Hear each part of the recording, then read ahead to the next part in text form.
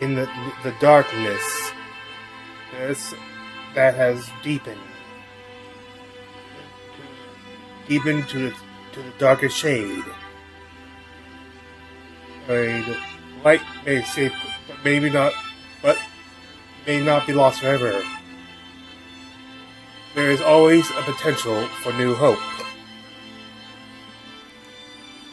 Greetings, this is Free and Air Reunion. Welcome to Daggerheart, a collaborative tabletop... I welcome you to my belated recap of Critical Role's fourth episode of their Daggerheart special, Age of Umbra. The Ramparts and Beyond. Or as I like to call this episode,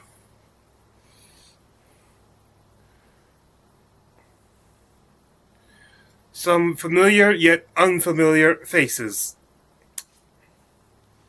I am sorry for the delay in this episode, but things have happened. One of the things will it affects my homebrew past, maybe present, and future. The ones I always add in to you for your enjoyment and to avoid copyright issues. I'll get it back. First of all, I would like to, before I reveal those, I must disclaim that I do not own, nor am I associated with Critical Role, its YouTube or Twitch channels, or any of its other online presence. I'm just a fan sharing with my fellow fans. I'm also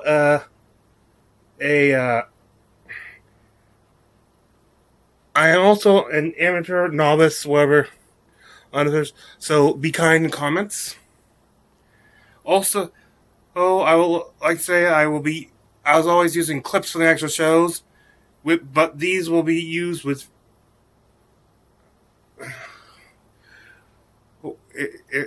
these will be used with fair use of mind, and in that also spirit, we'll also avoid having every a moment of import and stuff. Like certain very big moments of import will be included, especially stuff that comes before or either a break or the end of the episode. But mostly these are comedy, which are just things that are pure comedy things. Less stuff of less spoiler stuff, and more just, and also with them, often harder to replicate on your own. So just let them do it.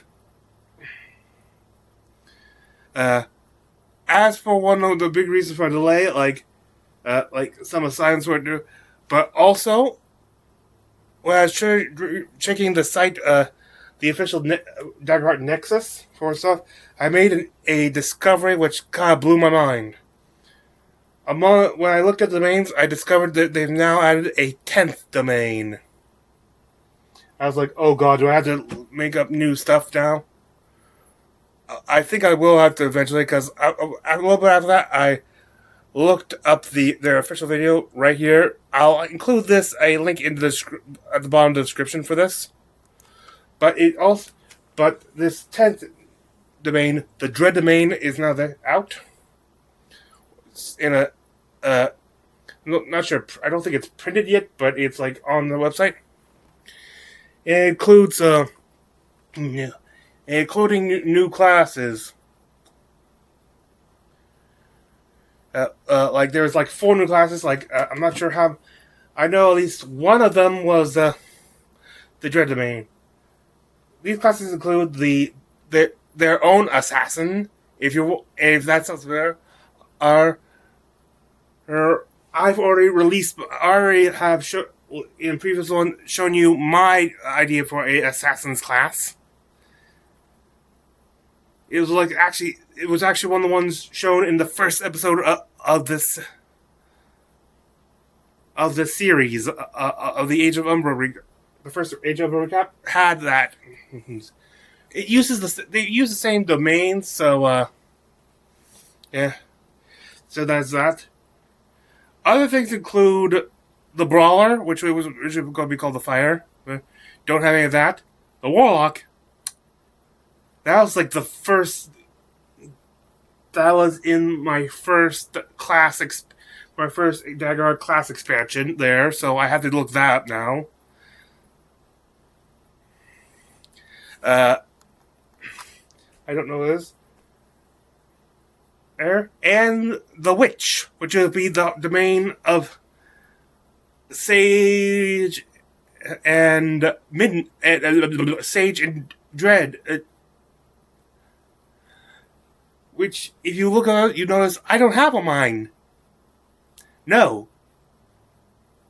It was going to be in the recap. My Witch class, Homebrew class, would have been shown in the recap of next episode, episode 5, which, by the way, has already aired and is out on YouTube. It's been such a delay. This has caused such a delay. As you can see, like, now I have to figure out how to rebrand, essentially, that. I might go make it something more related to voodoo, but I'm not sure if I want to, like, if I want to risk appropriation claims. Also, now that there's the Dread class out, now I gotta wonder if, like, since my, which was gonna be the Sage and Midnight name, and I could see, like, Midnight having overlap with Dread. Now I gotta wonder, not only do I have to make the address, but do I have, like, Dread domain classes, but also, are any of my other current Midnight domains going to be more appropriate, as Dread domains, such as perhaps at my Daggerheart take on the Blood Hunter, which has the Crimson, brought over the Crimson right from the D&D,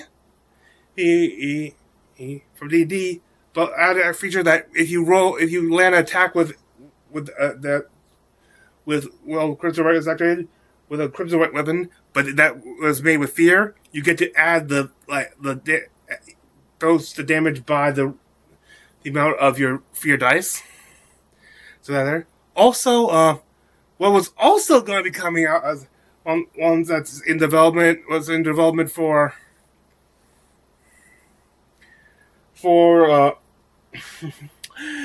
episode 5,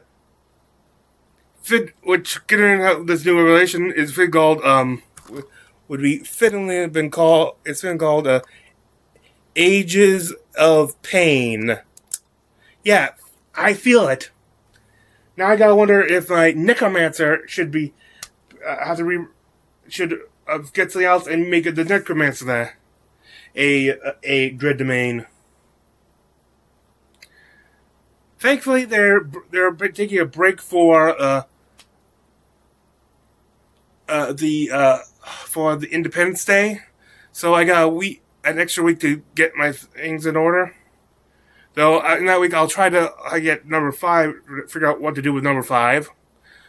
I've watched both.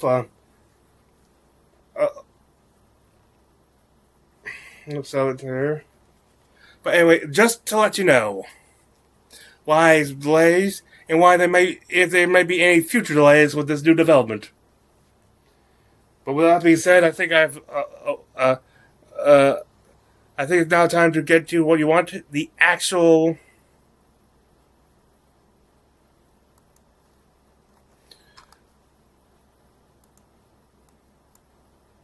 recap. Hello, everyone, and welcome to tonight's episode of Age of Umbra. Before we jump into our episode tonight, we do have some announcements to get through, beginning with tonight's sponsor, Ravensburger, and their new game, Horrified. Sam? Terror is in the eye of the beholder. Finally, the iconic monsters of D&D meet the award-winning co-op board game, Horrified.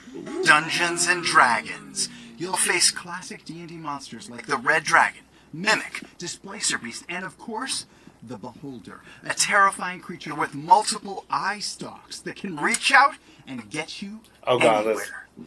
Which reminds me, I think I left my water bottle over by you, Ashley. Oh, do you want me to hand it to you? You know what? No, I got it.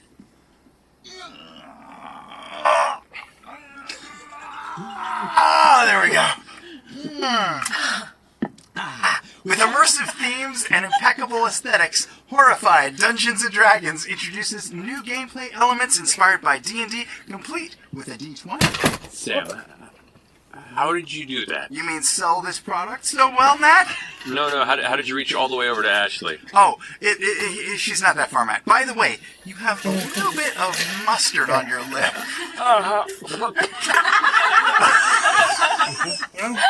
I hate this. You have beholder stocks. I'm kind of legitimately terrified. No, I think you mean horrified, Matt. You can be one of the first to get Horrified Dungeons & Dragons. Pre-order now by scanning the QR code on your screen. Okay. Fuck down. And if you're going to be at Gen Con, be on the lookout. Yeah.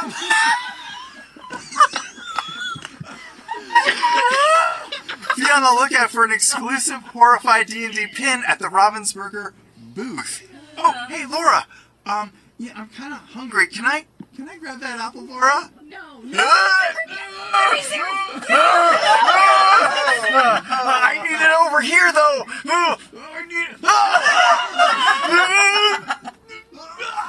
Yes.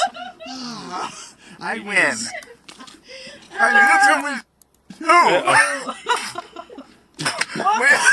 You can win too when you pre-order Horrified Dungeons & Dragons today at rav.wiki/crhorrified. But wait, there's more. Don't forget to check out the Horrified Dungeons & Dragons Everything is Content episode on Tuesday, June 24th, airing on Twitch, YouTube, and Beacon.tv at 7 p.m. Pacific. Thank you, Ravensburger, for sponsoring this episode. Now, Matt, hand to you.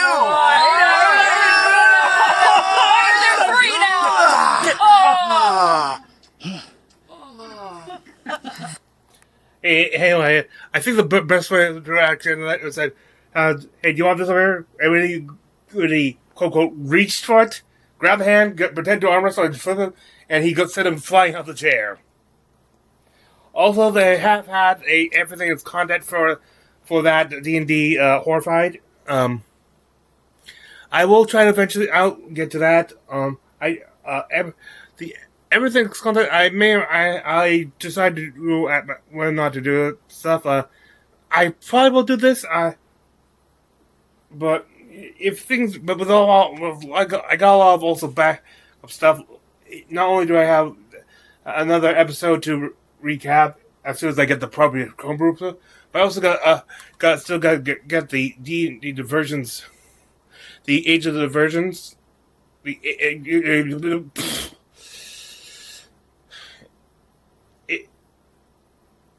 Exandria Limited Age of Divergence to finish off, or I should say continue, and other one-shots too, so we'll see. Where's your third one right now? Liam, It's behind me, isn't it? Yeah. Anyway, I got comic news.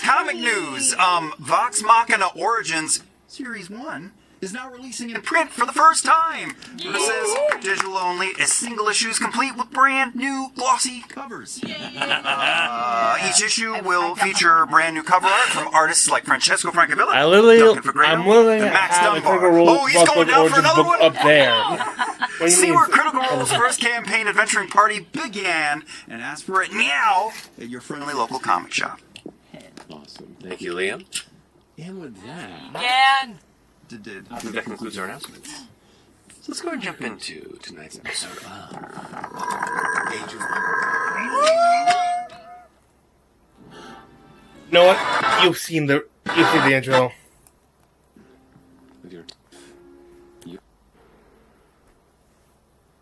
Hello and welcome to this next session of the Age of Umbra.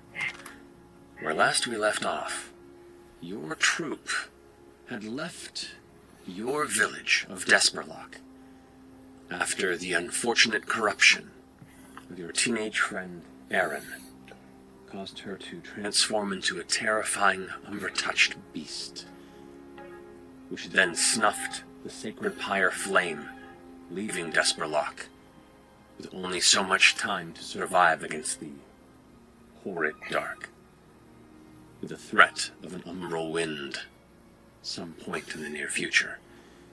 You are one of 2 troops sent out in search to confirm on a whim and a rumor that blessed branches still might exist, unfound and unsparked, the one that you were told to seek.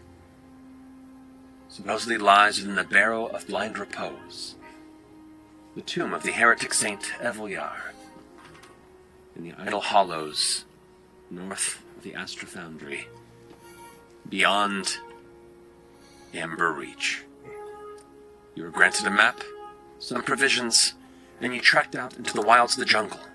And when those trees began to subside, you crossed the oceanside cliffs, past a raging river of a smashed bridge, until eventually you stepped onto the beginning of your trek across the sunken rampart. The massive, crumbling outer wall of what was once the exterior perimeter of Amber Reach. Now, with the rising of the ashen sea since the apostasy, the ocean laps angrily against the base of this wall. And the neighborhood that it once protected now lies deep under the waters. Pushing on into the night, with little light but your conjured aetherweave flame guiding you forward, you push into the dark. The burning light of the sacred pyre of your destination, Okoru. Distant, but present, a guiding light here in the shadow. So, hearing the sounds of crashing waves below, a faint wind that blows in proximity.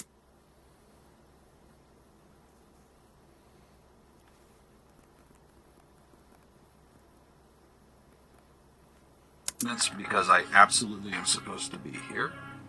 That's your experience? Yeah. Yeah. Thing that I have, and that this might be a good usage for it, but I feel like I would get some confidence because I absolutely am supposed to be here. Nice try. That's your experience? Yeah.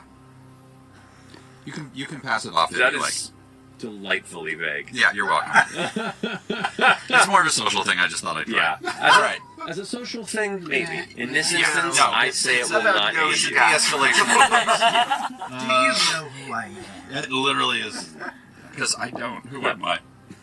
Alright, here we go. Smash the door. I'm supposed to be here. It's Eat the sandwich. I'm supposed to be. absolutely supposed to be. Yeah. No worries. What is it? It's instinct. Instinct. That's a crit. Okay. Sure is. Great Fantastic. start. Tell us 10 what to 10. number you double. Okay. No, that's- so 10 no. 10. Take that So home. great. So I'm take taking that that home. clear That's stress. clearing stress. That That makes home? life Yeah, a lot. that's right. We should like all get a home. I feel like you keep taking I mine.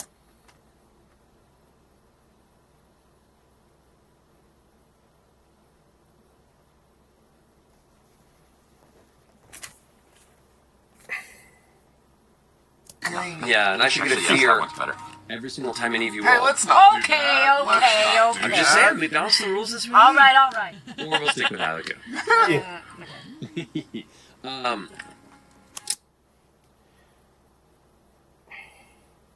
They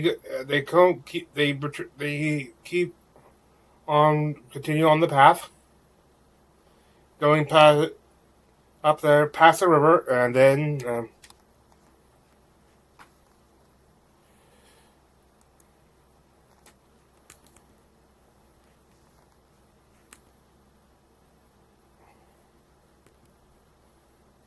Do you hear?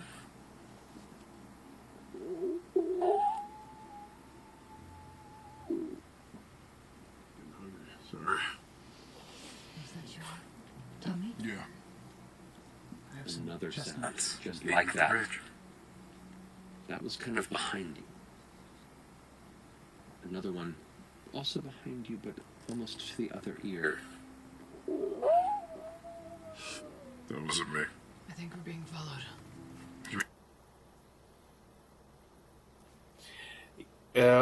Something like here, it's close enough to hear, but still a little bit distant. So they got some leeway, but hey, it's not.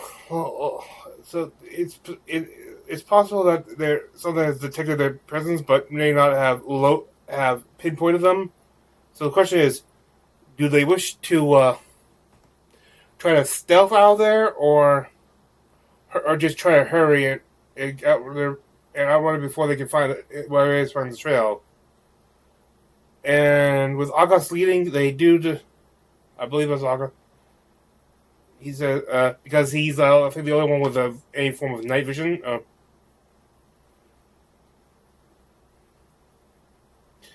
And they decide try to get away, run for it as fast as they could do in the dark, at least over terrain. So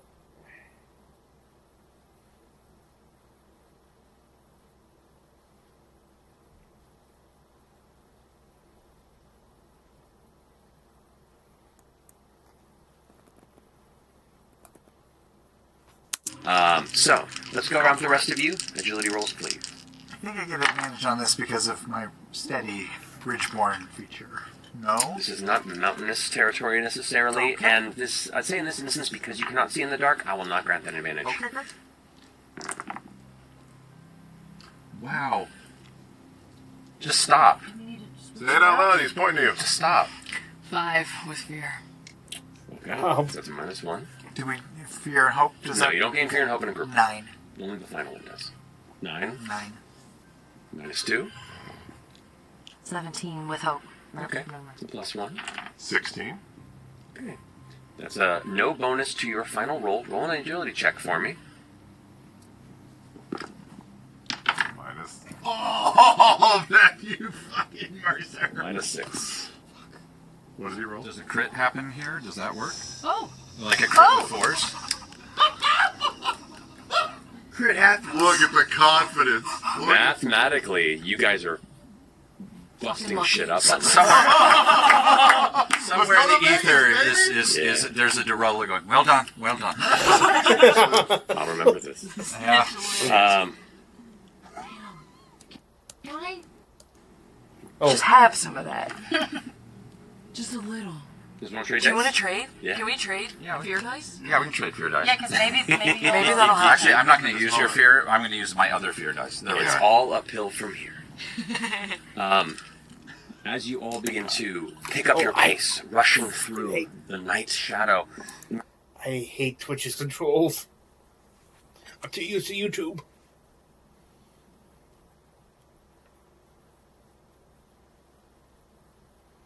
They can hear they're successful in navigating through. They're over this up to and onto the the ramparts. But however, they can hear the calls behind the a little bit, and getting closer.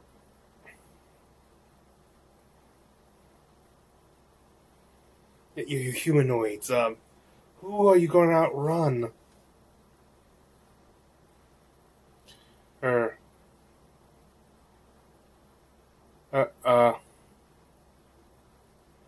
They reach the edge of one of the breaks of a rampart wall, where the break is, edge, but managed to quickly cross over the bridge. It's like these, I think they're more like planks of wood they're trying to cross, and they continue down.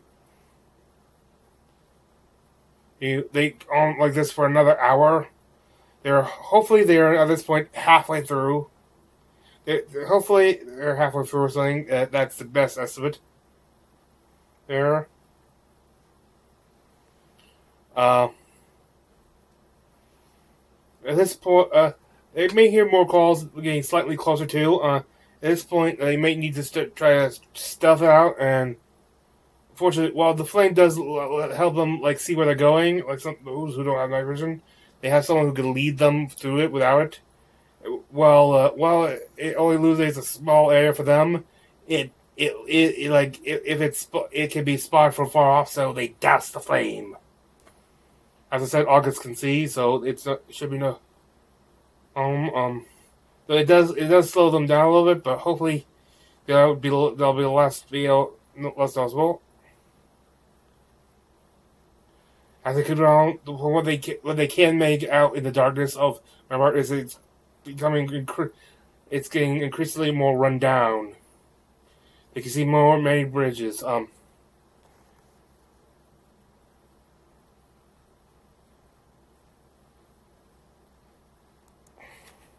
Yells beyond just the ever louder howling. It's about fucking time. Sorry. Thank you. You're welcome. 19 with hope. Take that Finally! You should hug Talisman for letting me use your dice.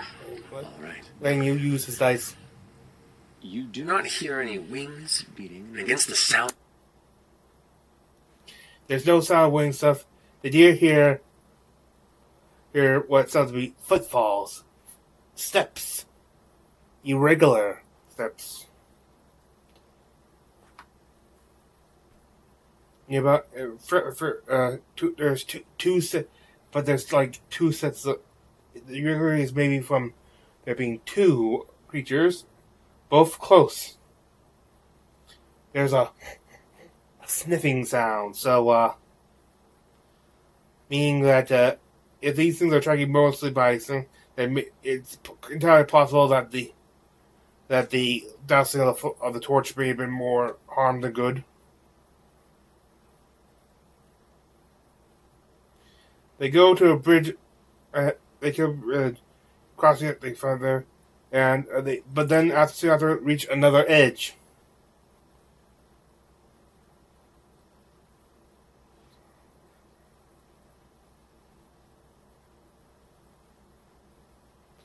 Then they hear like this sound across from the edge on the other side.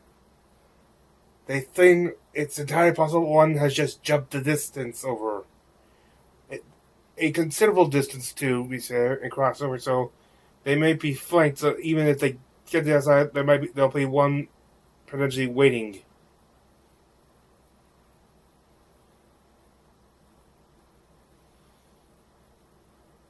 However, they also hear another sound, the creaking of irons. It says, there. August flies a little up and almost hits his head on something above. An up higher bridge? No. Cages. One of which seems to be occupied.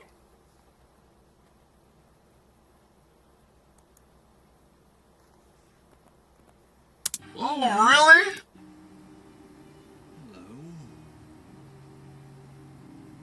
Would you like to come to the table? What? Oh, really? Oh, snap. Who's this now? Who is this? Finally. Like I said, faces, unfamiliar yet familiar faces. What? In a cage? Laura Bailey, if you would like to describe what August sees soaking wet inside this metal cage hanging above the rampart. You see in front of you a very small girl with pale white skin and pale white hair. Her dress looks kind of nice, but is tattered. And she's looking at you very innocently. Hello?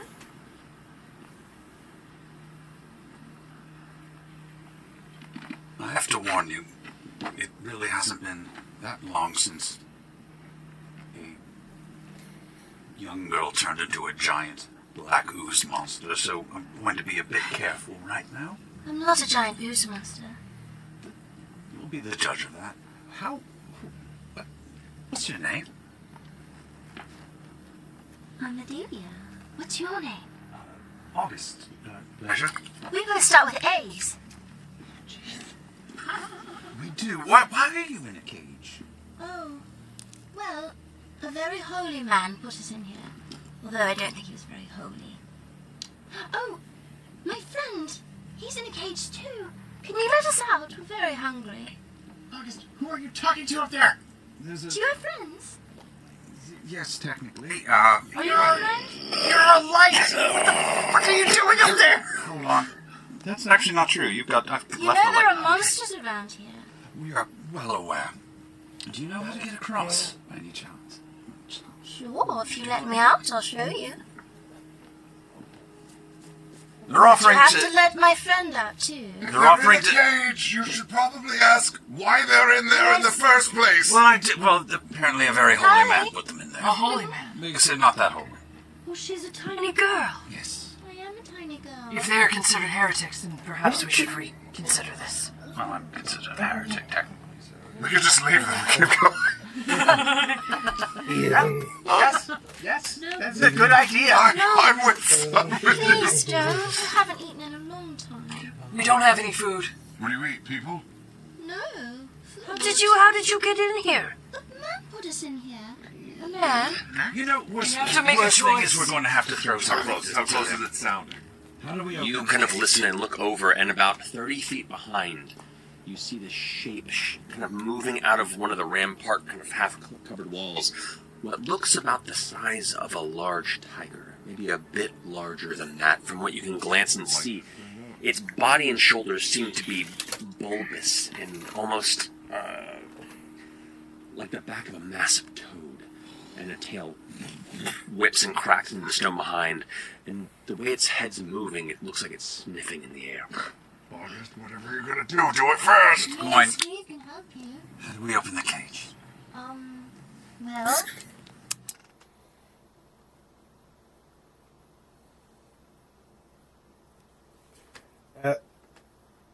Oh, that's a 43. Sorry. I think you need a key. Can you break a lock? Anyway, yeah. Sounds like a real time. How okay. And he should like someone else might. He says like Scream might know how to help open the cage.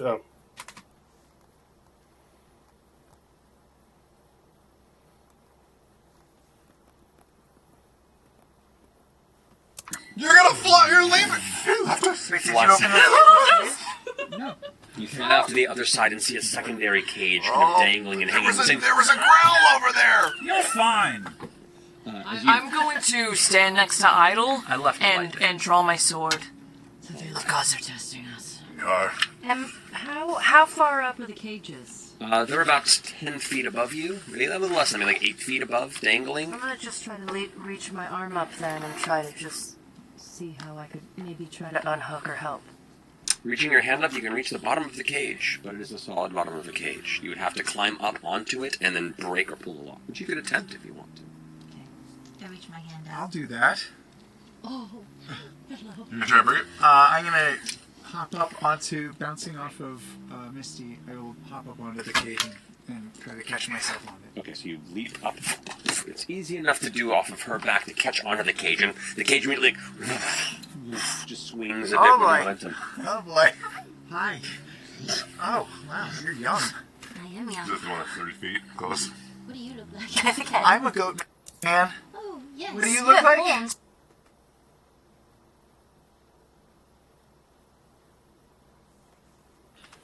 Look, it's a little girl. Okay, sorry. Thought that was a little. Oh wait, he does manage to find among us with a crowbar, and he gets it. He doesn't actually try to go for the opening, but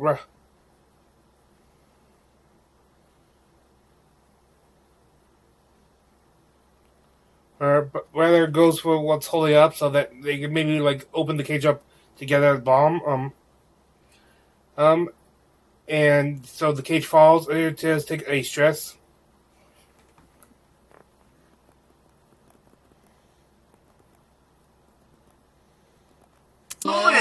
Who's it gonna be? is waiting, far taller than the first one you saw.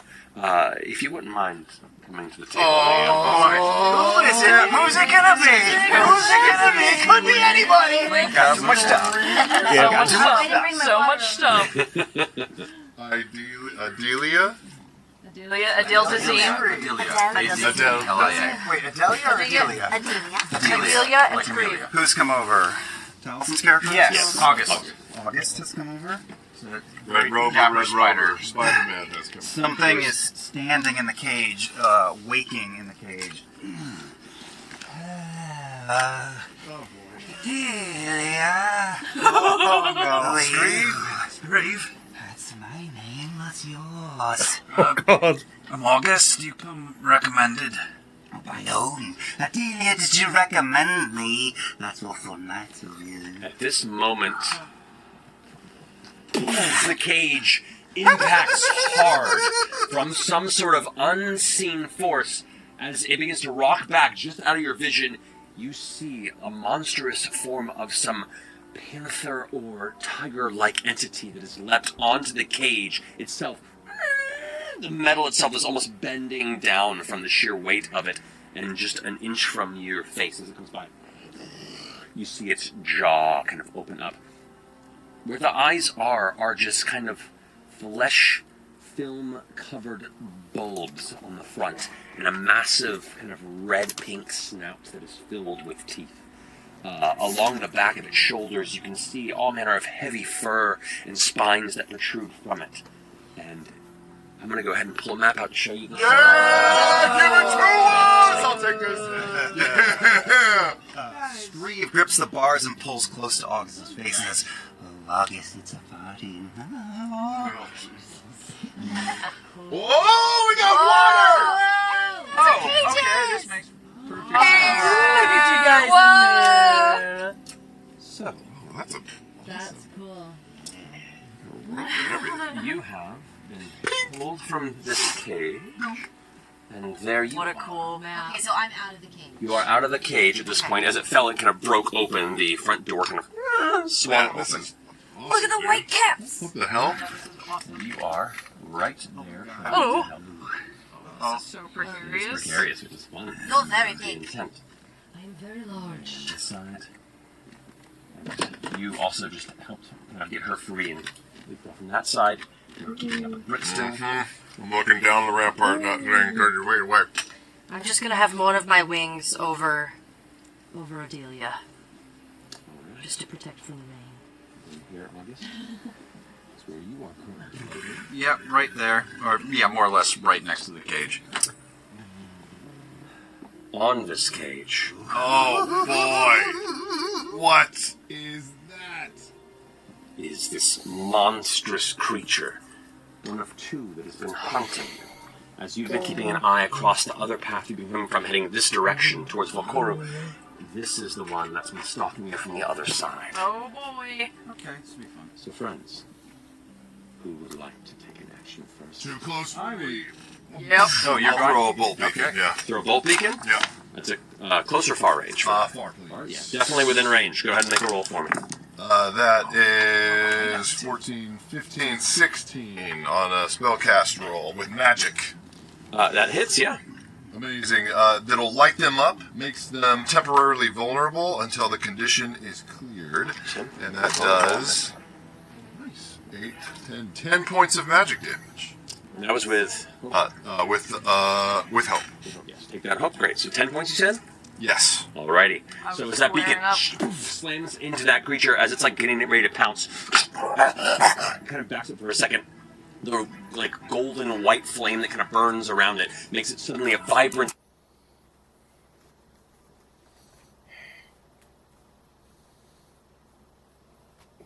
Hang on.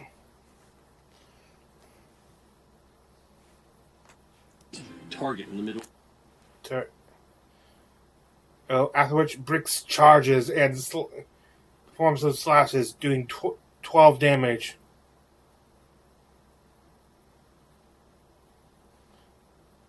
And then attempts a headbutt to gore with her tusk, which is, I believe they said, an orc feature.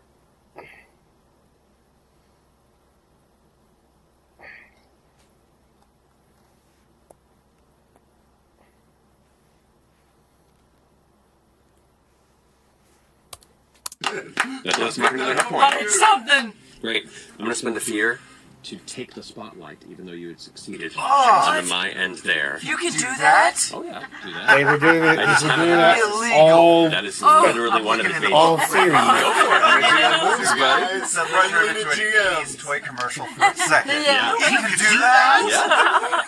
Yeah. I've been patient as we kind of got through the rules here, but the GM can spend a fear to jump in. Wait. All of us should do it at the same time. 1, 2, 3. You can do that? And you can too, as the GM of the game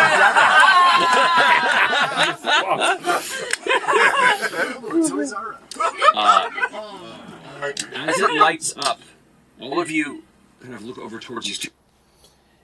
A creature, and there was a territory as it used its ability, tie the spines on bricks. It's like I believe it shoots out some spikes or something. It's been over a week since I last watched this, so it. Anyway, she reuses armor to reduce. And then goes in with a tail sting for 3 damage. And is poison, and it regains hit HP from it. I believe that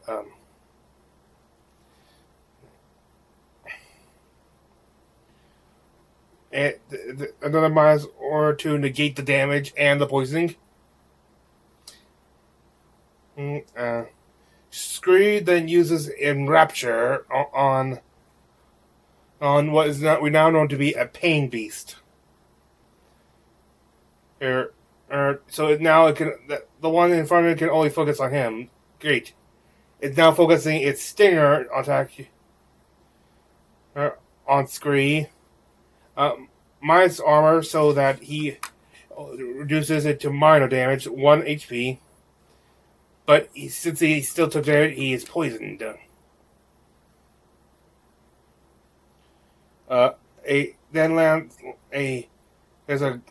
a critical hit is landed on Idol for 18 damage using with armor or the use of armor to reduce damage.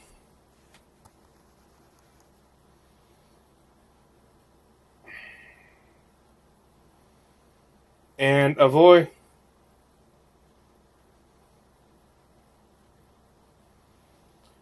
Damage. He just then manages to avoid being thrown off the rampart. August, you use an ice spike to break the lock on.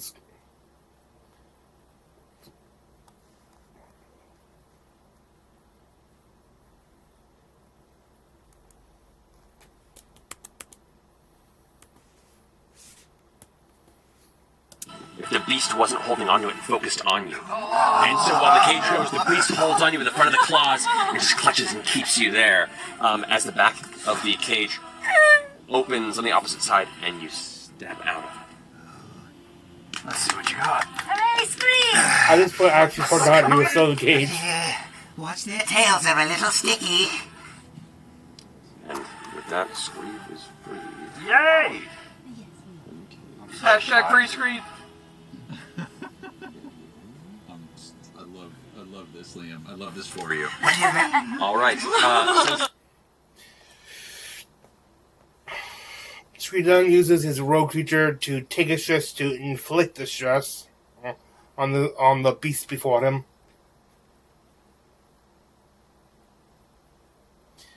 Then manages to inflict 14 damage. I forget.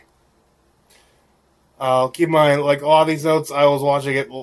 These notes are made. I watch it live, so I can only record so much of it at once.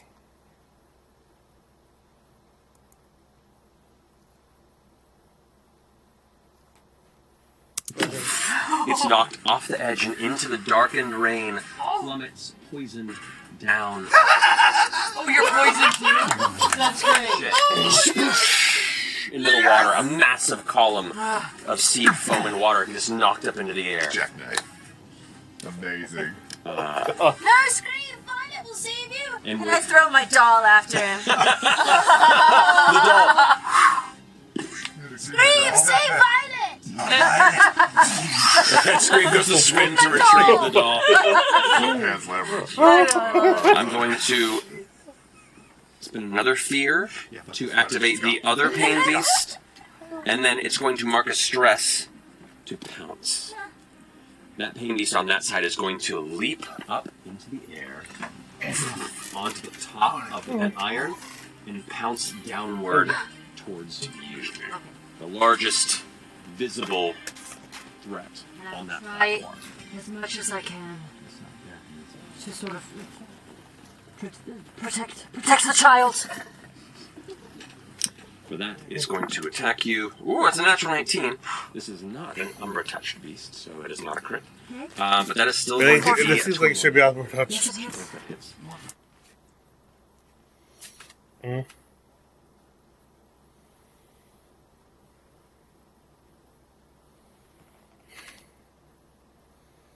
Bounces on it.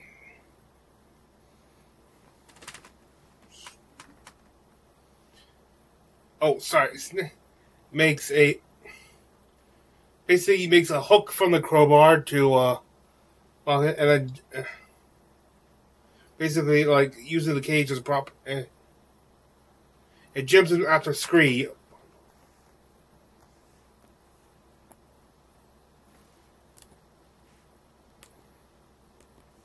Oh, real fast. Holding a waterlogged doll. They're just gone out of sight. Who are you? What was your name again? Scream! Hello! I'm here to save you! Screeve emerges clutching a Get down! Get away from me! you get a hoof to the jaw real fast. Holding a waterlogged doll. Take my hand? Ew. What? Ew. Careful. And hands clasp, and you see really rough-looking, jagged, rusty iron claws protruding from the gloves or claws strapped to his hand. Oh, they're not part of you. No, they're a weapon. Oh, okay, good.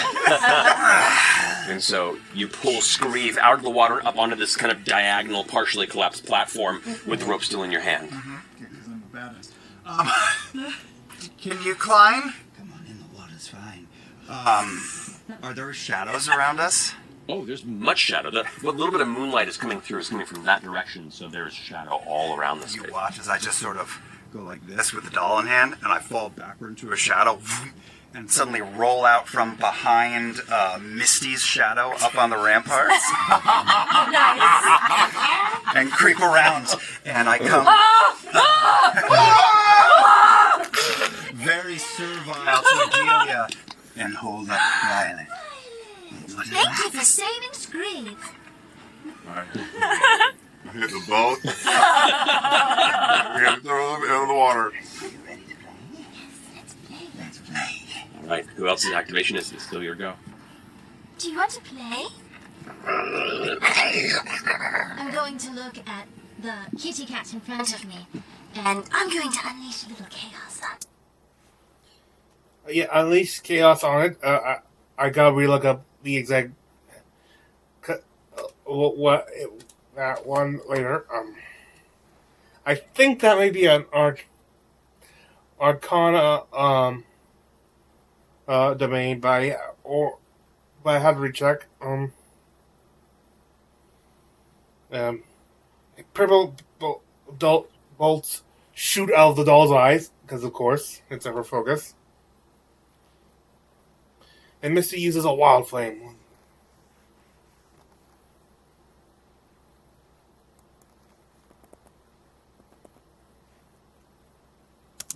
That. I am just gonna sort of move a little bit in front of the little girl and sort of put my hands out and just let the flames come out. And also,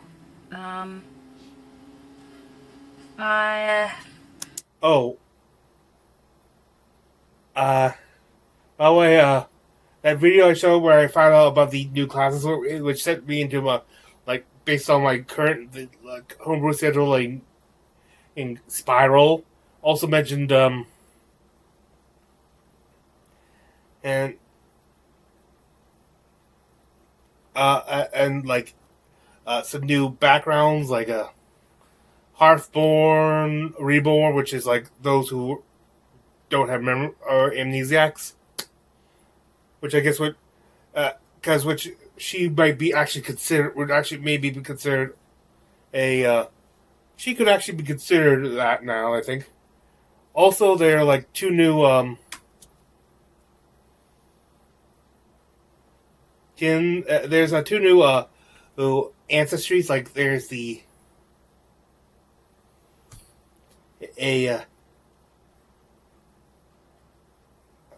I forget what it's called. It's basically like the inverse of like it's sort of like what they have for their teeth. It's basically their version of an Asimar, like they have their something of the sort of higher powers of you there. Which I was going to release my own version of this. I already had a name picked out, but oh well. And they had something called Kin. Like it was like at that point my heart dropped because the class I already came up with, the answer was called the Kitskin. I don't know their Kin thing. They're all based on elements, so it's basically a Genasi, like Daggerheart Genasi is like oh, thank God, if they hadn't actually gone, I would have been crushed.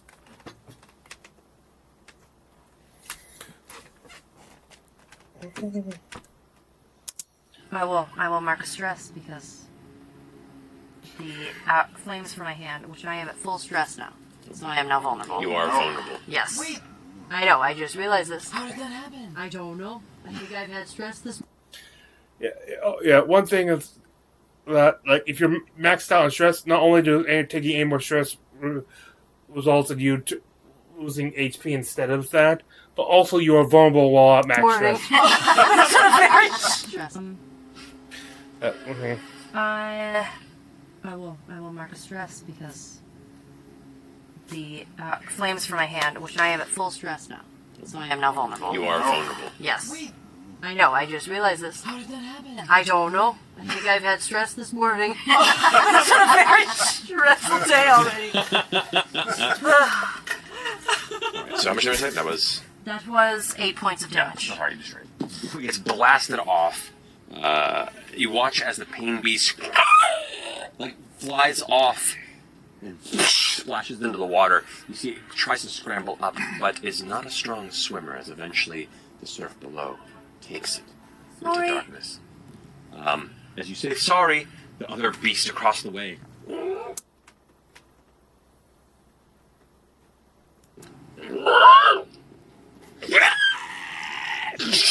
is going to go ahead and mark a stress to pounce. It gets to leap far range. Is it still enraptured? Oh yeah. Horrible. This side once more. So the enrapture for you lasts round. Temporarily. Fix on you narrowing the field of vision. Try any sound of your voice. Okay, so it's just temporarily. Temporarily. I'm going to spend a fear to get rid of the enrapture. Sure. And So now so I'm it's going to gonna focus game. on you as part of that pounce. So, as it leaps across to come and strike you, so I should roll that properly, that's going to be a 12 to hit. That hits? Okay. And then you, from the pounce, take 7 points of physical damage. Okay, I'm going to use an armor.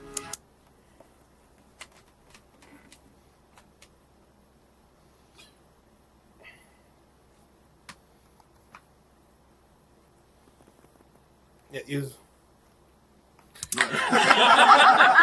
Spike that's on the Rampart. I'm just going to put my chin on it now that Delia and Scribe are here. I'm just going to hit my head. You guys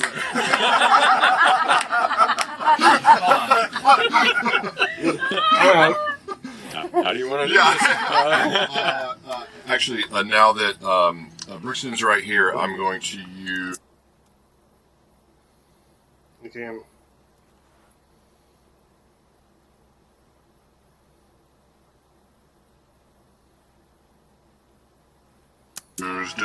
my sparing touch to heal 2 hit points because you're still poisoned, right?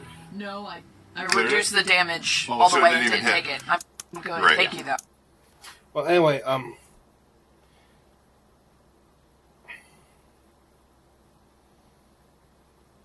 yes, he takes a stress and loses HP instead. August then uses Arcane Barrage, expending 6 hope for 22 damage on the creature still up there. Not down yet, so and me can now pounce for 10 damage. But with minus armor 0, I forget who that was on.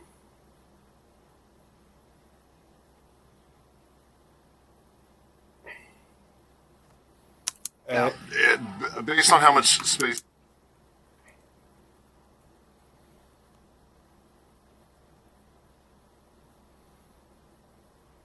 I think it may have not. I think that pounce was against August, and they as a result they both get it hits and pounces while he's flying midair, which means when it lands, they land in the water.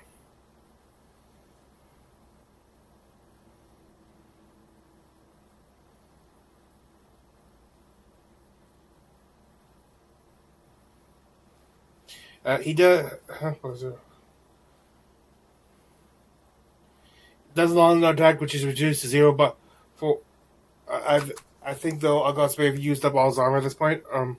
He serves between. And then Scribe uses another shadow step to go back into the water and under the beast for something sneaky.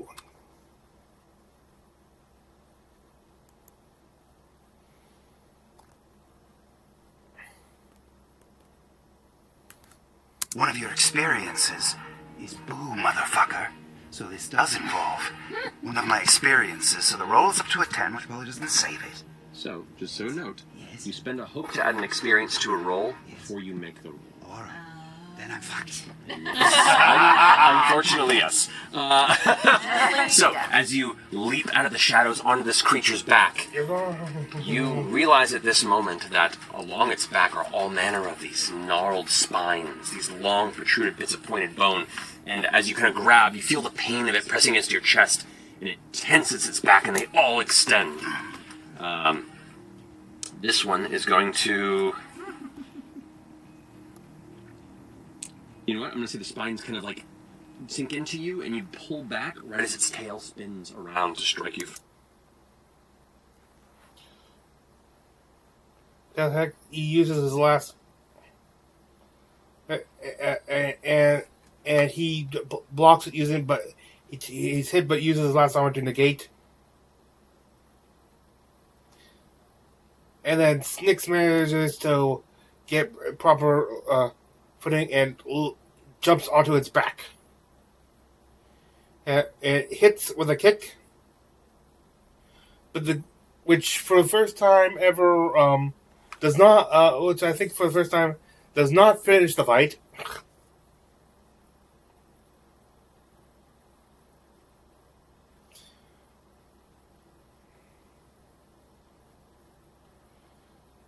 These claws misses next.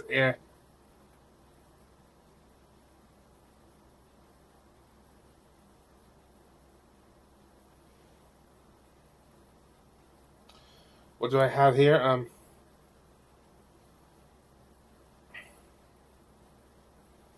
The beast. After taking more day, the beast finally. The beast leaves.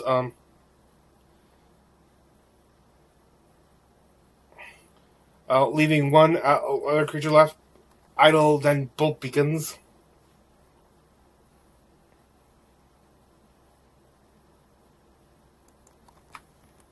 Points of magic damage. Come on. How do you want to... I'll just see it jump up and say, and Bolt Beacon will fire out and light it up and just start to burn it from toe up to head. You catch it in the middle of the air as it leaps towards the wall. As you fire off, it impacts halfway through the air, and you watch as it kind of folds. And as opposed to a landing, graceful pounce into a stop, it just tumbles into ash and burns away from divine fire. And you're all left there in quiet, in silence, with two strange figures amongst you. Bye, kitties. You were great fun. Violet all right? She's a little waterlogged, but she's okay. Snakes, Yeah? toss me the rope. I'll help you up. The rope is attached to the cage. Plus, I think we're going that way. We're going Oh, yeah. The other side. Well, they all eventually make it over to the other side from their various locations and altitudes.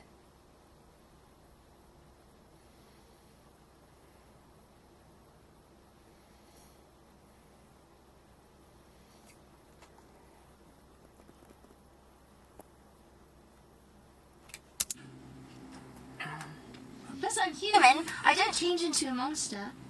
I promise. That's delightful. Are you two, brother and sister? Ew. That's weird. No. Boyfriend and girlfriend? Ew. I don't know. This is Grieve. He's my pet. I found Oh. him in the ruins. We sort of found each other.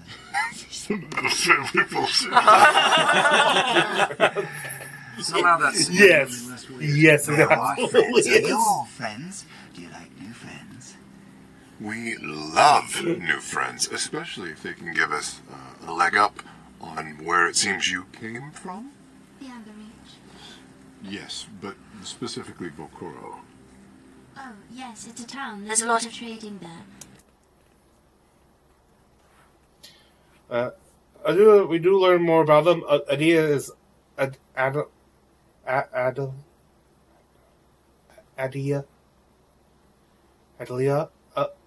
I think that's how you is 9 years old.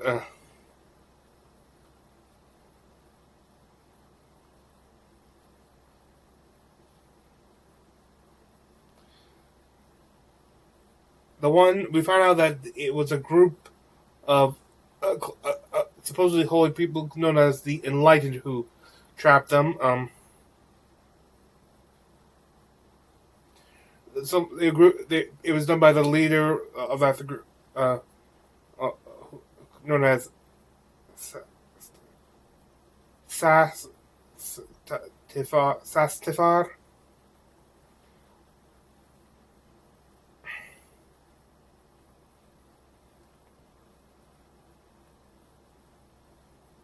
He is trying to basically like a preacher of some sort. We want people to believe and stuff, but Scream.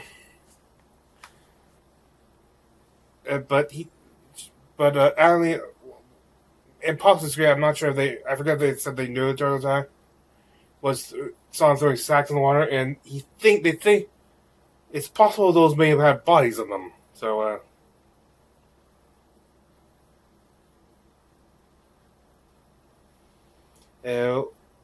Misty introduces herself to them because, of course, giant angelic statue is something to be curious about.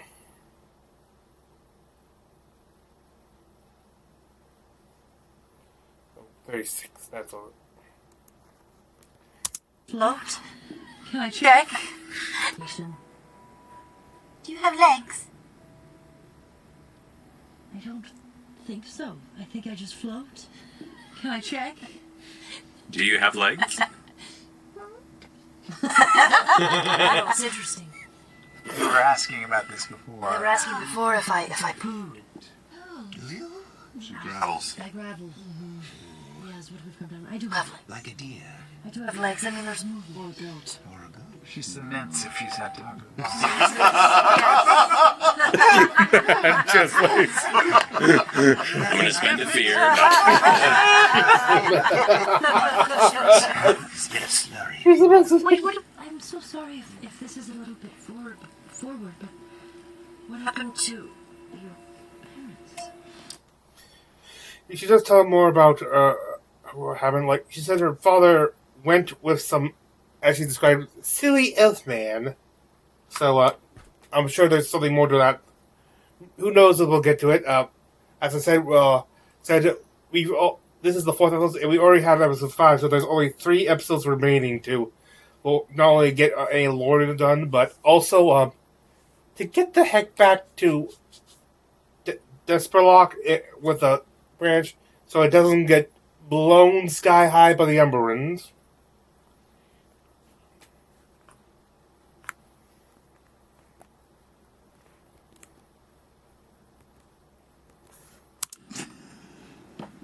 I hate to impose, but Oh, yes. A real one? I mean, yes, she's real. He claims to have a girlfriend. We're forgetting. I hate to impose, but we are still out in the rain in the middle of the night. I forgot I jumped off this motherfucker. Yeah, you climbed up on the other side What now. are they doing? I would love to get more answers, but we really should keep moving before we attract more We just need to visitors. find a place to sleep. We have to. Locorio, you see our settlement. This is where they tell them what's been happening while they're out on the journey and stuff. We find out that they've turned out though, for including like how viable their information would be. Like, for instance, they've only been the cage about a week, a long time, but so any previous information though would still probably be relevant. They do though Scream, of course, and Scream and Adelia,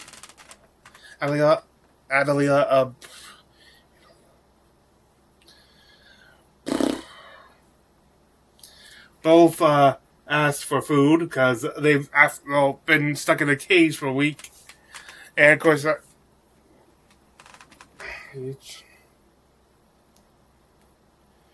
after giving them what they could spare, for a moment, they continue on. They reach the end of the rampart, and they reach, including a long rope bridge.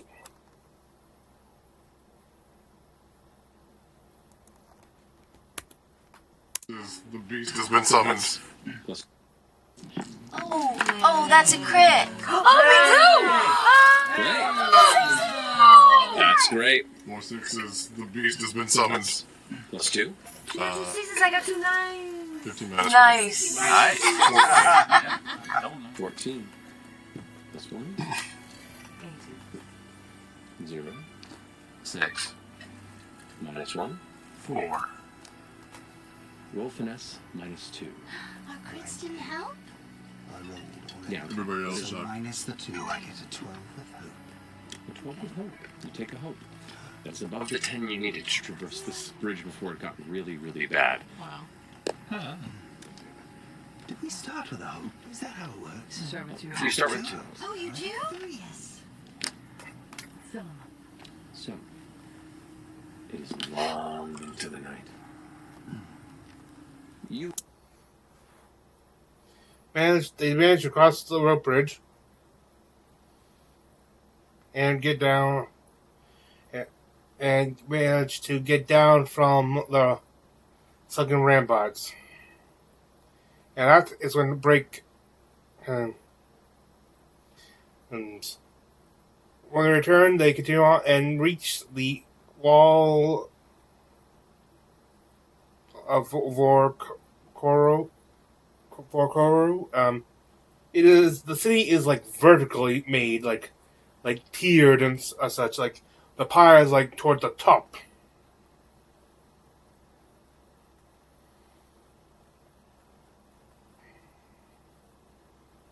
It reached as they managed to get to the gates and of course they are noticed, of course, with the gate being heavily guarded at all times, and when they see them, they all draw their arrows and have them ready to fire. Brix then asks to speak with the barons.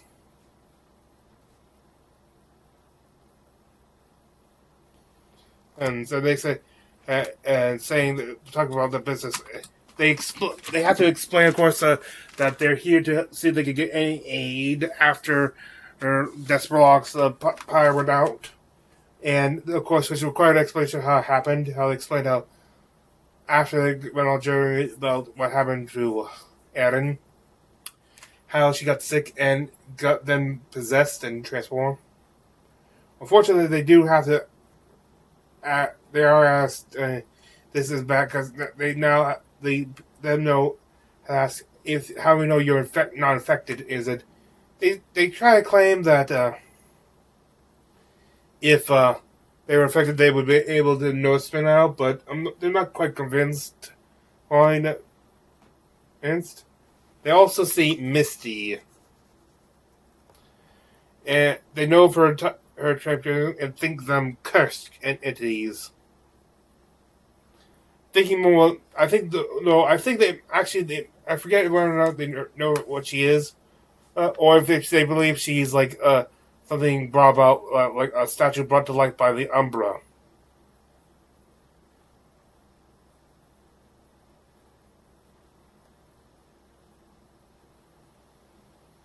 Here, they do say they have offering of old treasures, stuff from ruins, which are highly coveted all around, especially in Koru. That's their biggest. It's their biggest trump card in these negotiations. They can hear some storms off the distance, and they're hoping to at least maybe get shelter in time. Unfortunately, the people there do not trust the crafted, as they call Misty.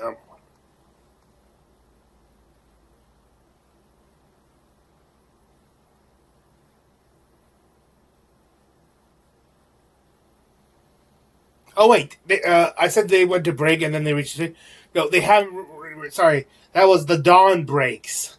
Sorry, they haven't had break yet. Their break yet. I thought that said down. I was like, what the hell is that? No, sorry, it's the dawn break. Okay, they haven't had the break.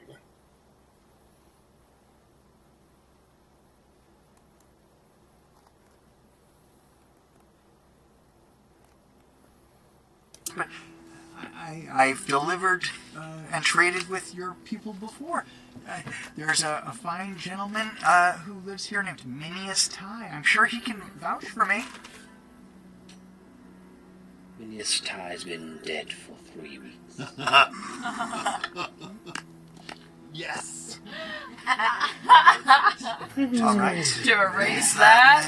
Yeah, not You can rest at the perimeter of this wall. Yeah. Mm-hmm. You will receive the protection of our guard. But you're not permitted entry. We will send traders to represent.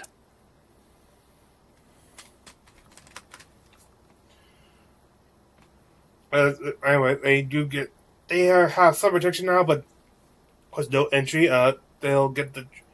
They'll have to negotiate with trade.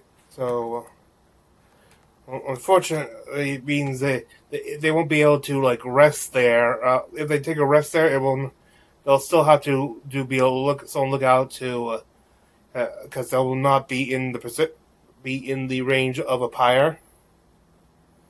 So it's so near yet so far. What the heck? What is that? Means that they're all pretty stoic and intent in their position.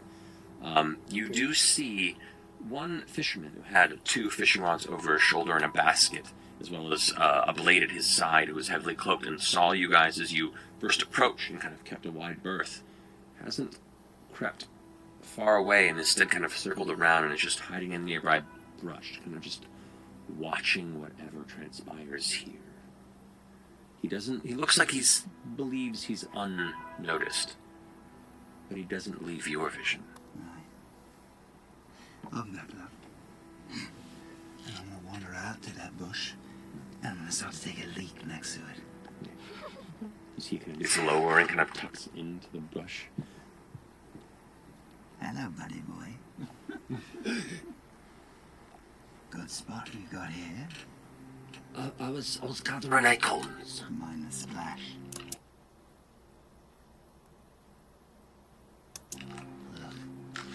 No business, no problem. Just got Basically, try to see if this guy knows any sneaky ways in, like that the town guard may not be fully defended.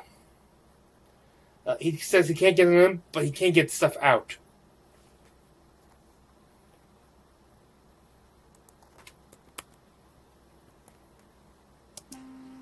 I don't trust any of you. He goes, All due respect, I don't trust any of you to get into the city further than they would. But, I got contacts that could sneak out some special things if you need. What's on the menu?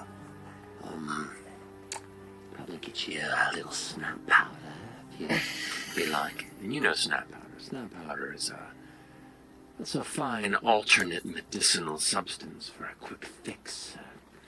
A bit of rapid grasp of attention and focus. Of course, they have narcotics. I'll take a taste of that. Alright, let me get a few fish for trade and I'll see what I can sneak out. Boy, will you do me a favor? Yeah. In addition to the powder, if you have access to any toys. Literally toys. Takes him a second to grasp. Okay. Okay. I'm a big fan of ball and cup, but any will do. I just got the DLC for that. Slowly draws out of the bush, stands up about 10 feet away with like the fishing rod over his shoulder, and just walks back towards the nearby river and gives you a wink over the shoulder as he does so. And shake it and put it away. Oh, yeah. As he returns, the guard watching, you all can take a short rest here while you wait for them to send their trade representative. And we're going to take a short rest here. Their actual break.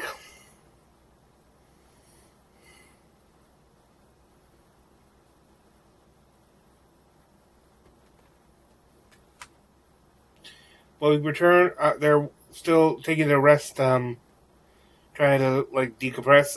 August is teaching Adelia how to do cat's cradle. They determine that they will not stay long. Since they can't get in the city, they'll just have to get their business done. They don't have time to, if they can't like get like a proper safe rest in the city, then they might as well like do what they trade what they can, and then for Desperlock and go. The trader then approaches Briggs formally asks for provisions and aid for Desperlock. It offers like the scythe in the trade aid. They cover the things. Though I think they need to get conflicting notes because I'm pretty sure they mentioned the scythe being the guardian things, but I think they refer to it as being from on the from next line below the statue of the goddess. Anyway, I think they forgot we're.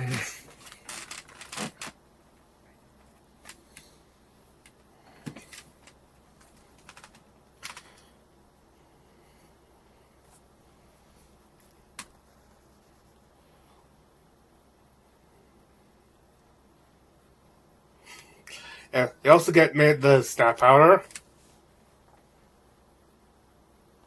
a whistle for Adelie, a blood curdle venom which is a. They might explain it right now. Maybe, I'm not sure.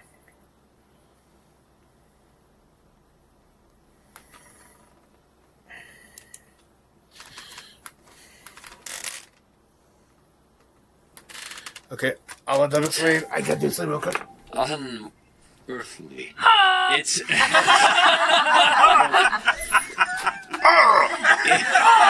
it's like a two-tone trill that shifts. You ever have two tones that are just slightly off at the same time, and they seem to warp into each other? It's like two separate whistles that kind of seem to shift into just a slightly off wave, and all of the soldiers all kind of go and look over.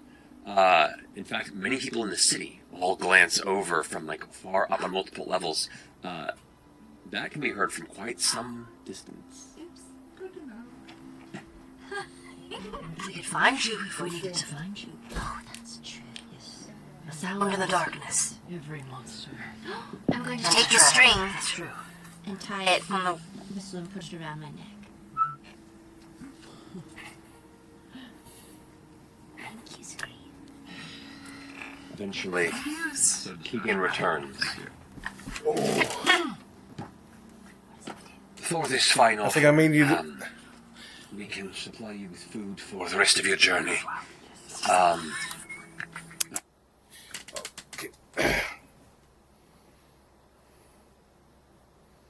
They just not to get a recipe for. They don't get an actual one made or the ingredient, but they do have a recipe for stamp potion. Meaning during downtime, they could also take down to make such a potion should they have the ingredients, which could be a big thing. Like, especially if they get returned back to return back to Desplock, they can. They can also share the book, meaning they'll be able to afford.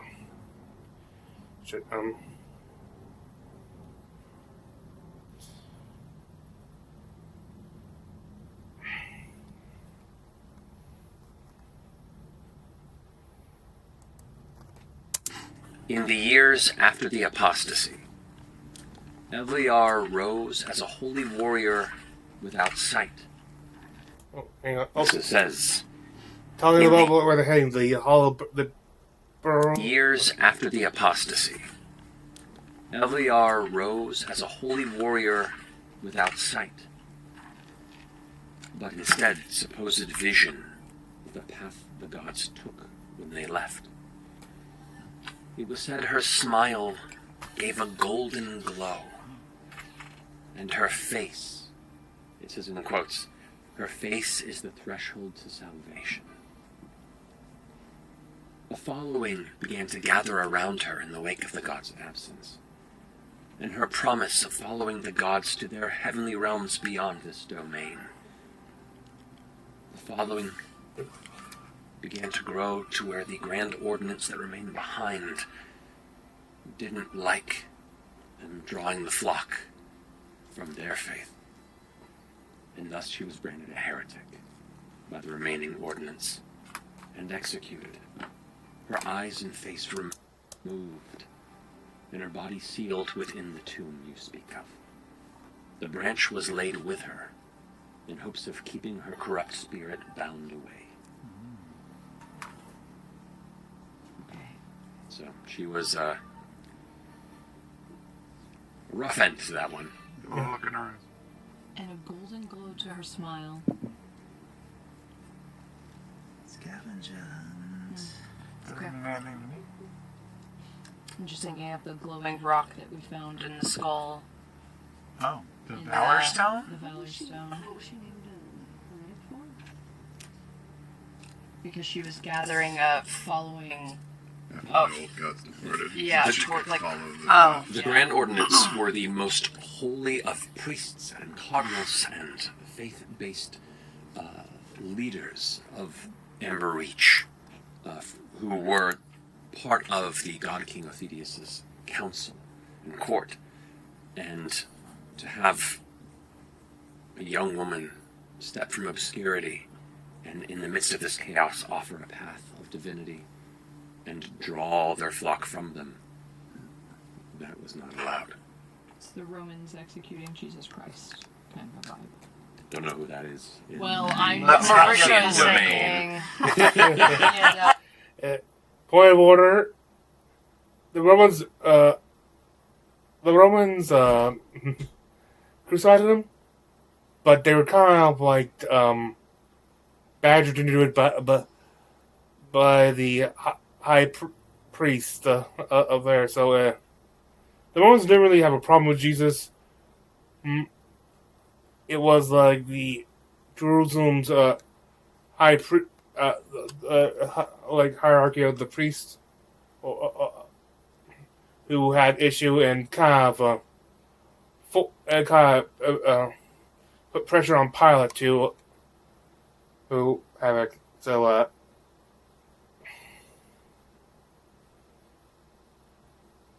Biblically accurate angels. Yeah, fair enough. That's what we're trying to Fair do. enough. Doc.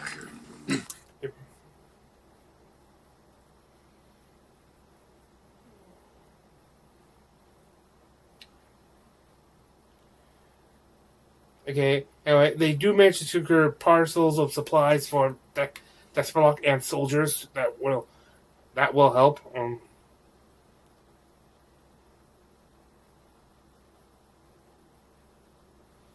The question is, they're about to continue. Another question is brought up: should they leave their two new companions here?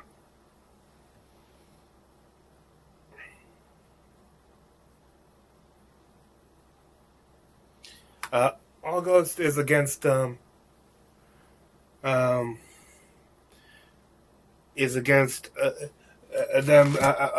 departing because he doesn't want people who know their faces too well.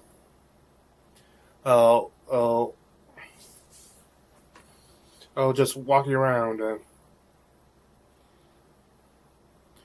Also, they've already seemed to take Scribe and Ali always seem to take a liking to their group, and we've already known that you can't just the children. If you keep trying to get them to stay, they won't. They'll just keep following. We've already like they did the same thing with Erin, and she still came along and got affected. At the very least, they can try keeping her away.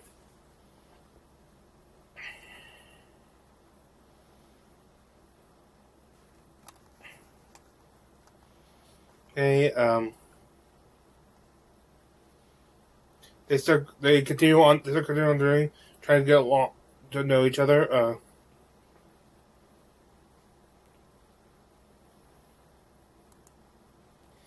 I've got to improve my handwriting.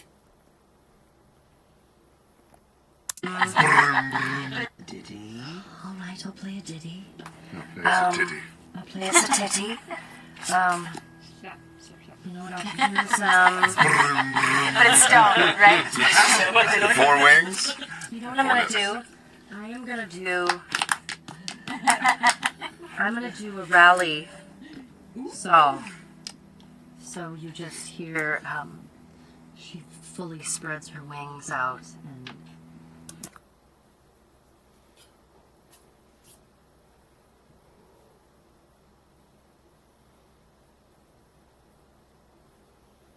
and they ask more questions about Adlia asked more questions about find out she's a spirit in her body, and said like what? So you go, yeah. They talk more. They go, wait, water spirits, and they talk more about the waters that need all across the water of in the Ashen Sea of the Amber Reach. There are spirits in the wall. Which so they don't know if this is unlikely to be the same thing as she is. We found out more about her. See, like she's been awake for about 6 months.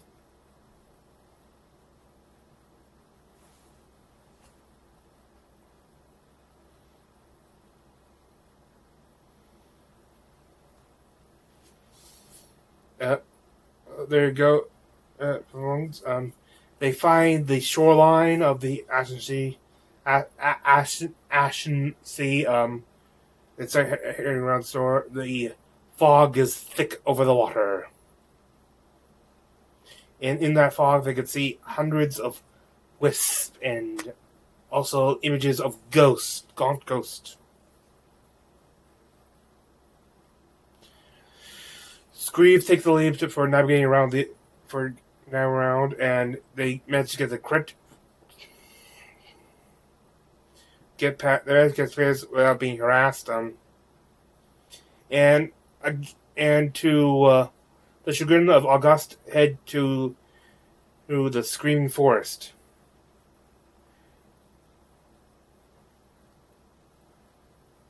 Based, they can hear the sound the trees make. I forget how they describe the sound. Not exactly a screaming noise, but definitely. August is very alert right now. It tells them to hide if something gets close.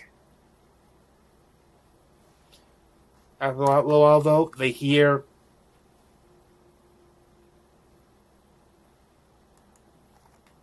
That's cute. You glance over into the moss to your left. That kind of yellow and orange moss. A little dark eye opens up. And it kind of peeks through to you. And you see a little, like a mushroom crest. Maybe about a foot and a half across. And a little dark eye and another that opens up. And it kind of pulls forward, looking to you with a cocked head. Hello, friend. Kind of like withdraws slightly back into the alcove and just kind of stares at you. We didn't mean to disturb. We're just keeping our heads down for a minute.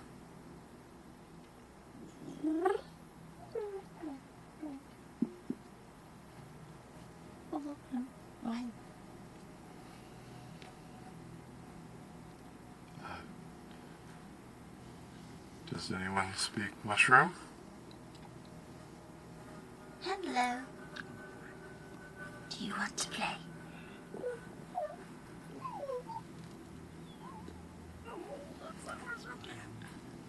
What's your name? Try to pet it. You reach and scratch its head a little bit. It's kind of spongy and soft. Yeah, it's like something like a fungal creature, but maybe not as sentient. And more show.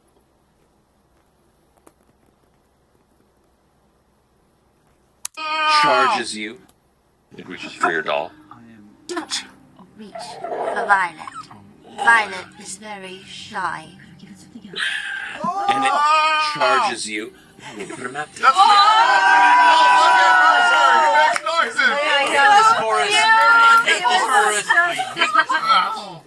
My peck just seized up. I was looking your way and you're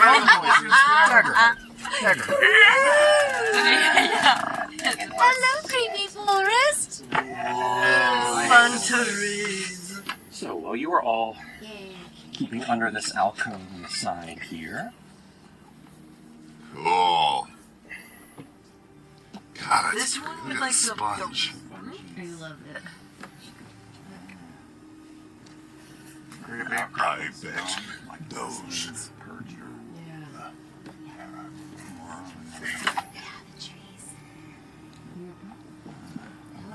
This one. Oh, little mushroom dude. Another would come around. Look at these. It's coming to hunt. They're so cute. We fighting a bunch Another of help. fungrels? They're so cute. I Real please. So, with my beginning to this combat based on the fear that you had rolled to hide here, the mushroom right there activates and lunges towards you. Oh no. Activates fungi? That's cute. Actually, I'm going to spend a fear. And I'm going to use the group attack. Oh. And so all three of these are going to move into there, into there, Uh-oh. into there. And all of them kind of like with an unnatural speed dart towards you. And all three are going to make a group attack against the demon. Uh-oh. That's going to be 12? 11. Oh, that does hit you. Okay. So you...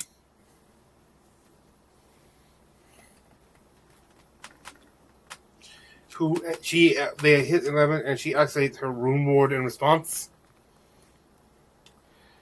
It's fitting that was there's a fitting reason why that particular ability is in this. I'll show you later.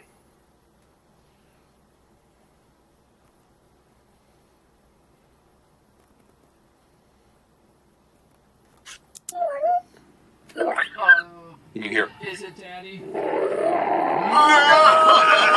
Mommy? Oh, what is that sound? Why are you able to do that? as the very alcove you were hiding under seems to shift and come to life. As it maneuvers and... That's so cool. Oh, jeez. is going to... That's so cool. I'm going to spend Benny. a fear for the... That ain't a mini.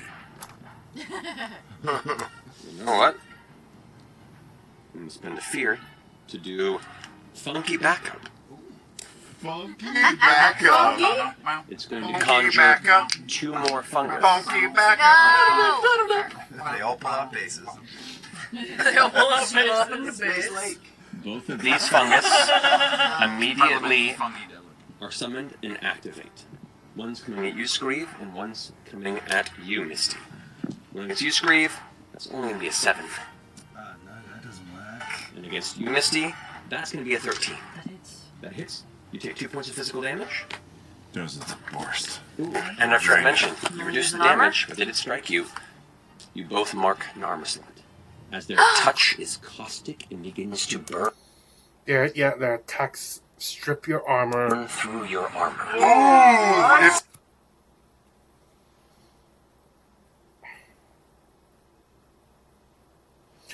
Scribe then goes and tackles one into the bog.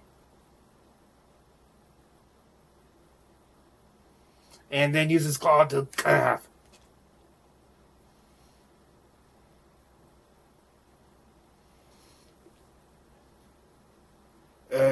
These are not like the small ones are not that sturdy. So I've seen by Nick's book with Idol, using his weapon to cleave down another one, lodging with a spin with throwing his weapon, cleaving through one and having it lodge into what we now know to be called the big one. What we now know to be called the Rot Lord, or a Rot Lord.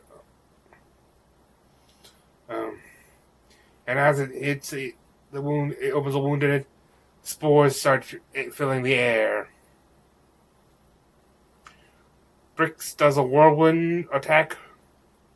Well, then Sticks casts Vicious Entangled.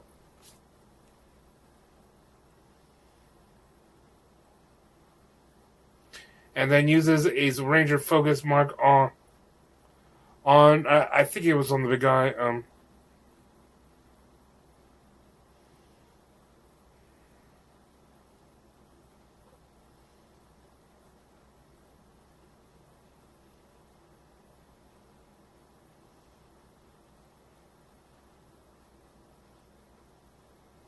Okay, we get a better look at the Rot Lord. There are, in addition to its fungus form, there are corpses embedded in its body. How did they get here? We threw them out as it attacks and pulls in August.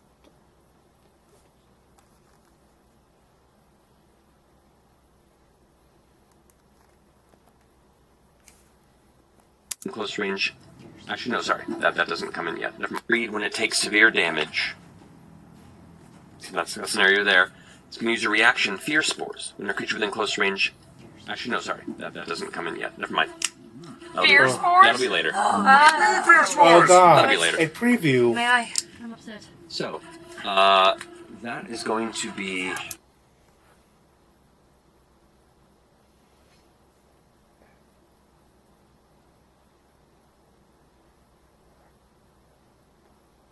Adlia then uses a Rune Ward, while Bricks and Misty tag team. With Misty using a wild flame to ignite to set ablaze the falchion. For a severe damage again. Okay. For severe damage which frees August. Adelia and Scribe then also tag team. Adelia and Scribe, but or at least they're going to, but then Scribe, then Liam decides maybe it's better to wait, and so they hold the tag team as he hides in the water.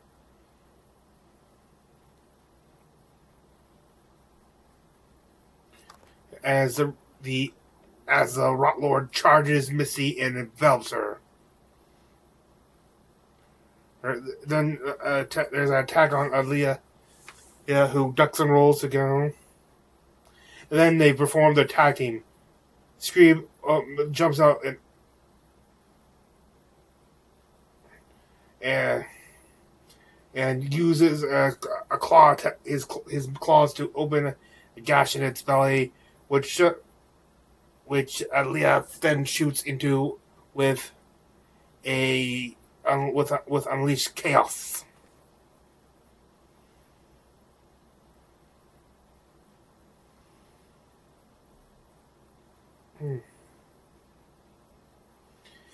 That for 31 damage, another 3 here, and manages to free Misty. And then why stop the party now? Nyx and August then come on, use his August's magic threads on his boomerang as like a sort of like chain weapon or something. Damage. Both mark a stress. In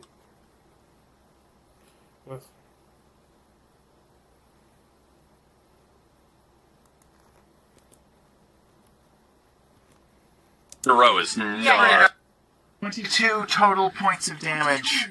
22 points of damage. Yes. How do you both want to do this? The boomerang I mean, 3 tag teams in a row is circles several times, and then at some point it goes back to your hand, and we both pull to Also part of something tag team though. Also get I'm undefeated. I pulled with my cloven hoof hands. and then I barrel roll. They've been joking about doing barrel rolls all through this account. As you carve through it, the spores spill out and it falls and kind of sinks into the swamp. The brackish water beginning to slowly let it dissolve as it returns to the land from whence it came. Hide. Toss me that There still boomerang. are 2 fungus up. Oh, it doesn't go with him? Maybe I'll hide with us. I'm gonna shoot out a returning blade. Go for it. I haven't used this yet. Let's use it. Roll an attack for Okay.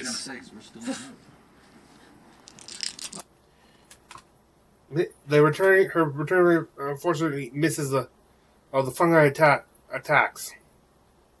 Misty, only for Bricks to use Iron Shield to block the damage herself.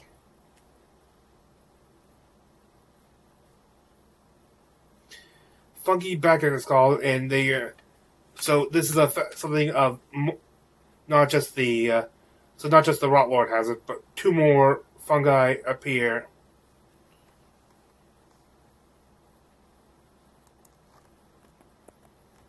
I didn't mean it that way. Maybe we should run at this point. I think we should run. Oh, also, we're down to the count of 1 because of your failure on that one. Your failure. That feels terrible. Sorry, I didn't mean it that way. I didn't mean it that way. That is my nightmare. It's all your fault!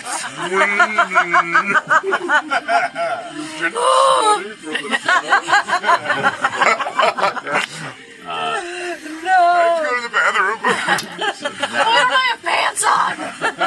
Why am I naked? Those 2 immediately activate, and they're going to come after you.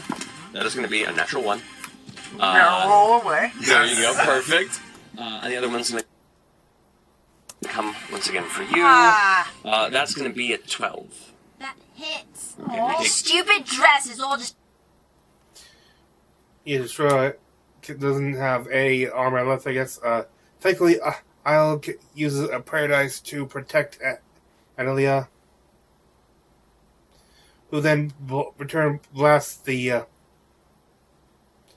fungi. Then suddenly the counter that he was doing comes to 0, and 2 large hornet-style fairies, hive collectors, appear.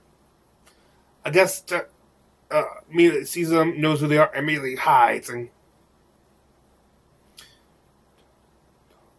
casts Tala's armor on Alia to fix up her dress,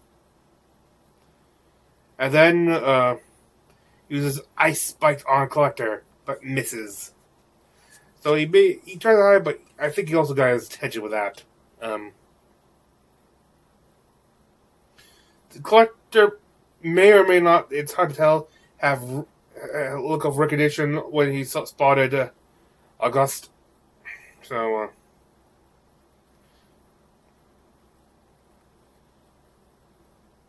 and he throws a net. The fungi and the collector seem to ignore each other. The other collector throws another net at Idle, who is now restrained and vulnerable. Rex uses Unstoppable, then Whirlwind to cut down 2 fungi. Misty uses her Epic Song, while August casts Arcane Barrage using 4 hope for 19 damage on a hive collector. Didn't quite finish him though, despite the heavy damage that would be. Scribe frees Io which in response causes a hive collector to use Sleeping Sting on Scribe. He is hit, but he manages to resist the effects.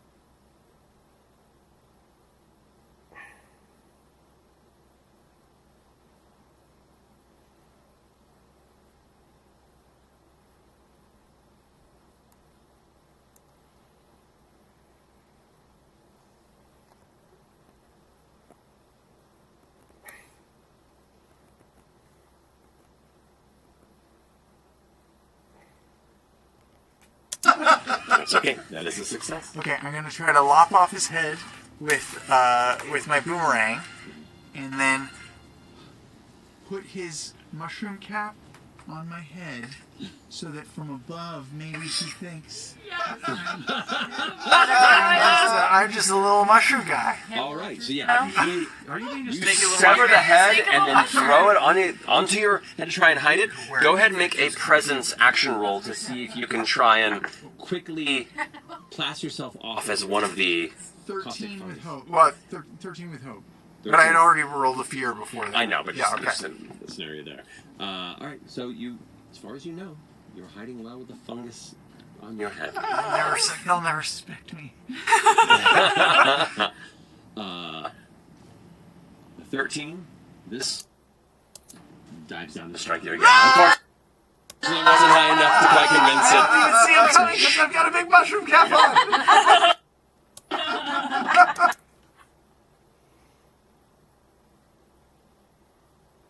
Okay, he go. It's going to dive down. I forget his name. Safe as can be. High evasion. Does a 13 hit? A 13 is my evasion? It hits. That hits you. That's going to be 8 points of physical damage to you. Oh, that's major. I'll mark off another armor, making it a minor. A minor. Then we get Ali uses and experience pure imagination. Forget what she uses on and manages, but she does manage to hit the collector with Unleashed Chaos.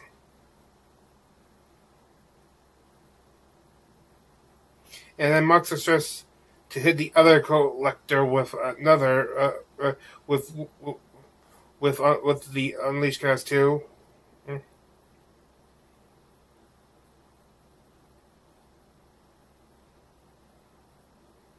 6 takes a hit.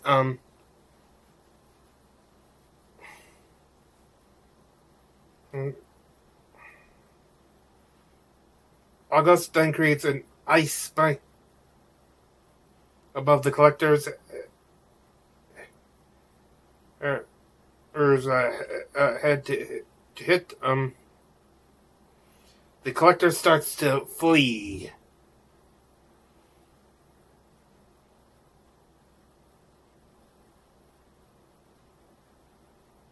But both of them start fleeing. But others knows that they're just going for more reinforcement or something worse.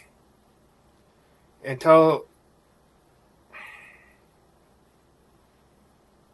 then the tree whispers return. The whisper of the trees return.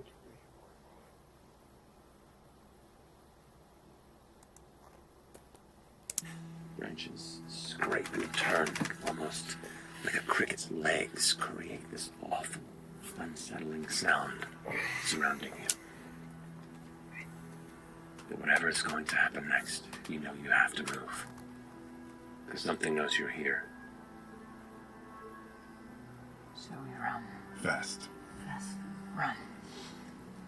Charging northward as hard as you can, in hopes that you can traverse the length of this forest before something else dangerous finds you. We'll pick up there in the next episode. Oh my god. Oh, Laura Lee, and welcome to the Age of Umbra. Yeah! This is so fun! So cool. It was a lot of fun. Your name was Steve, right? Steve. Yes. Classic Steve. Anyway, and so concludes the episode.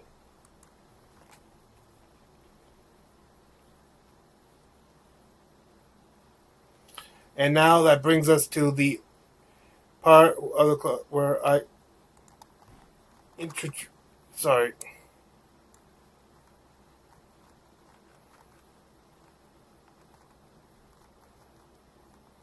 This is my homebrew of the evening. Hopefully, I know these will have to be rebranded. I don't think any of these will have to be rebranded as Dread. To start off with, we have, good grief, the Rune Scribe of the intersection of the domains of Codex and Valor, with a spellcasting trait of Knowledge, Evasion of 9. All new classes from now on will be used, hopefully having more accurate to current. We'll have more hit points more based on current and evasion on what the classes currently say.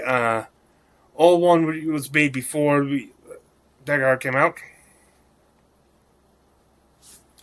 So to start, but in this case, both the starting evasion and starting hit points are 9. You get to help create your runes. Your class items are a stone chisel or a fine paintbrush. Keep in mind, though, just like the future, like background questions and connections, your starting items are more like suggestions. More concrete are their actual abilities, such as the Rune Scribe's Hope, inscribing, because they're actually named now. You can spend 3 hope to create a runic sigil imbued with the effects of a domain, ability, or spell on a solid surface. You determine the trigger for each rune, like what will cause it to activate that effect. This trigger must be within the range on which of the domain card that is stored within the rune.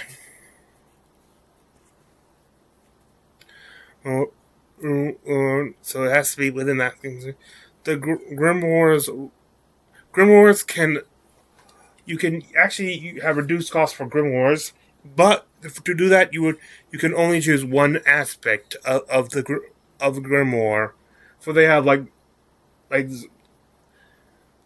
because like like Ice Spike is just like part of the Grimoire. It's just one of the effects of the Grimoire.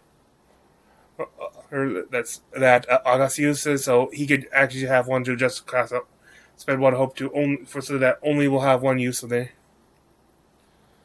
But you can the trigger of one room cannot something that triggers one room cannot even if they listed as having two rooms listed as the same triggering effect. That effect can only trigger one of them, and it has to have another repeat of that to trigger another. Runes last until they're activated. They move out of close range from where they were made. So if you want to store art and stuff, you can, and instead give it a little more extra thing. But it's like still short range. This is entirely based off the D&D spell. For those who can't figure it out.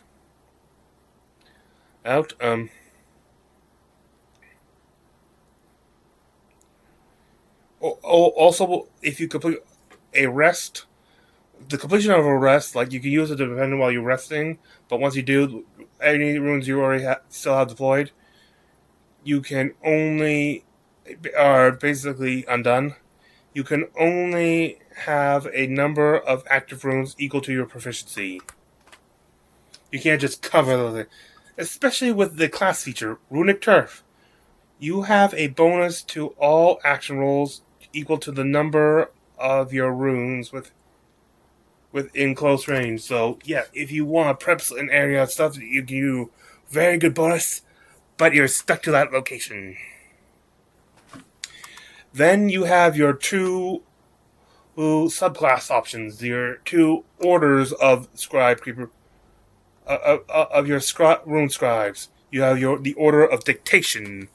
The foundation ability is any enemies within very close range a rune when it is activated gain 1 stress. Like you're right next to it, the little pop like sounds like regardless of what the actual effect of the thing is, of the rune is. Your runic turf now extends to a number of creatures equal to your proficiency, but that is already including you, so you can't just like, okay, oh god, do this, oh, plus me. No, you are one of that number. You'll choose once per long rest. So no like short rests, which are a little bit more, depending on your campaign, it can be more prevalent or not. Like in this campaign, like definitely like there's gonna be a lot more short, like Age of Umbra, a lot more short rests gonna be included. And then for the mastery of the order dictation, you can when you like have to reduce armor, or when you use going to use armor to reduce your damage done, and honestly, you can actually remove one dispel one of your runes instead for the same effect. Then you get your order of records. And here's where that spell comes into play. And here's where I said this can play them. Despite it being a arcane, I forget what the domain, you actually get access to Rune Ward and one other level 1 card of any other domain to make into rooms. But it costs an additional hope to make these, and keep in mind, they can only use them as part of your runes. Big, but also still limited, because you have a limited number of rooms.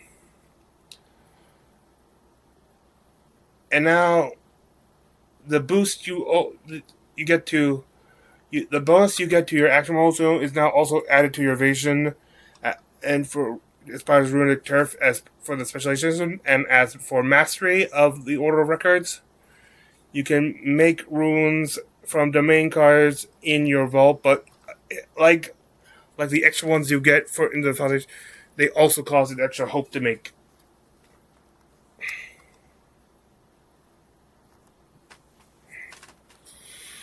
Then you got the Swashbuckler.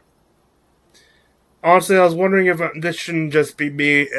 I should swap the domain. So, like, I made this one Valor and Grace. I'm still wondering if I should not have made the Samurai this combo or the Blade Play.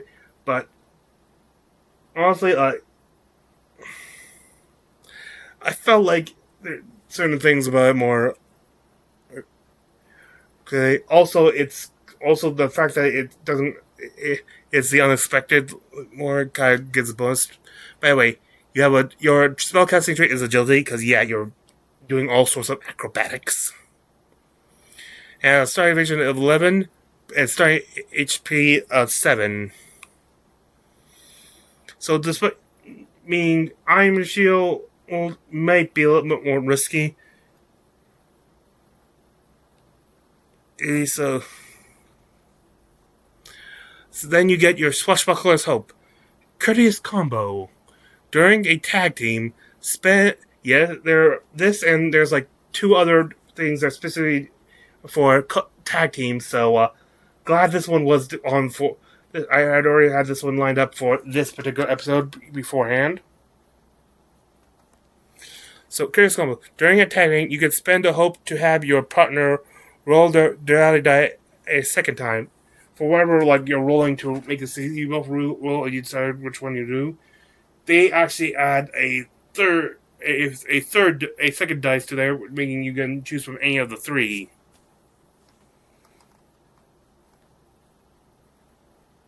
The reason why it's only you spend 1 hope is that to initiate attack team you're already. Except why this is using this instead of a 3 hope is that you're already spending 3 hope to initiate a tag team.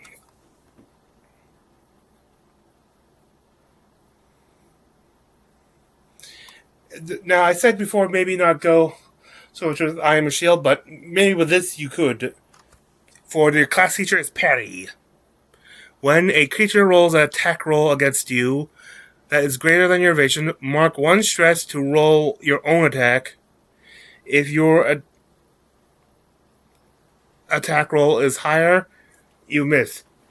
I like to point out that this is attack roll. Basically, your block. You're like, shing, shing. You're trying to block there. You're not actually attacking them. Your weapon, your attack is intercepting their attack. So this will do no damage.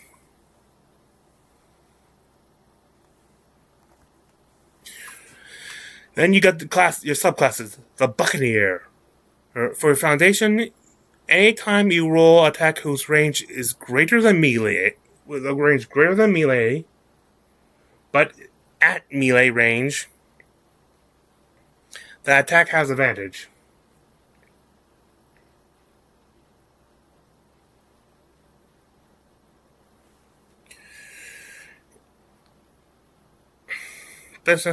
Your specialization is your evasion just straight up increases by 1. Because you're dodging and dumping around everything. Then your mastery is if you are part of a tag team that fails even with the no matter how many dice you roll, it still would not let you succeed, but it fails with hope. The hope you gain from that, you can then immediately spend to spotlight yourself. Once whatever move you've done is complete, though, the GM will spotlight then. And then your other subclass, the Musketeer. Because I can't have it all be about pirates. Foundation. Anytime you roll an attack whose range is greater than melee, at max range, basically it's at the furthest possible range it can be, the attack has advantage. Similar to the first one. Also similar to the Buccaneer, the Musketeer also just gets a straight up bonus, though instead of to your vision, it's to your attack rolls. All of them are increased by 1. Then, for Mastery, you can clear 1 armor slot. You can clear of a creature who you for who you just performed a tag team that you initiated. Like, if you're the one spending the 3 hope for the tag team, you can make sure the other creature can regain an armor slot. Then finally, the Shaman, Domain of Grace and Sage. Spellcasting trait Instinct. Starting Vision 10. Starting hit point 6. More like okay. And you start off with a. Oh, by the way, I forgot to mention this. For your Swashbuckler, you start off with, yes, this is pirate themed, a large feather hat or a skull ornament. Yeah, I did go pirate themed with that. However, you also, for the Shaman, you start out with an animal head cowl, or a clay idol. I hope I'm not doing too much stereotyping here, but anyway. Then, for a Shaman's Hope, you get Survival Plea. You spend any number of hope to gain the same amount of HP. Great amount of healing. But the extra HP you gain with the feature, you lose 1 every time you roll with fear. This is regardless of the result. If you roll with fear, you automatically lose 1 of the HP you gain from this feature. Note that it only applies to the HP gained by a feature, like stuff you not naturally have. That is safe. And then for your class feature, Closeness to Spirits. You have a bonus to your action rolls equal to the number of marked HP. Your marked off HP. Blunt way to say it, the closer you are to becoming a spirit, the better you perform. And then you got the subclasses. The Lent Ear. Foundation. The Foundation allows you to mark a stress to add your instinct roll to a knowledge roll.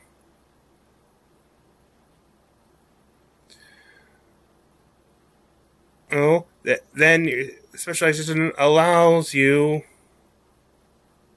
to spend 1 hope before you roll an attack. If the attack hits, the next recall cost you incur is reduced by the number of HP marked off by your attack. Yeah, most recall costs are some are 0, but some are either 1, 2, or 3. They're either 1, 2, 3 with some 0, so meaning that depending on how well you hit, a severe damage will allow you 1 free recall. Finally, for the first action roll after losing HP is made at advantage, regardless of what it is. Then the Given Voice subclass.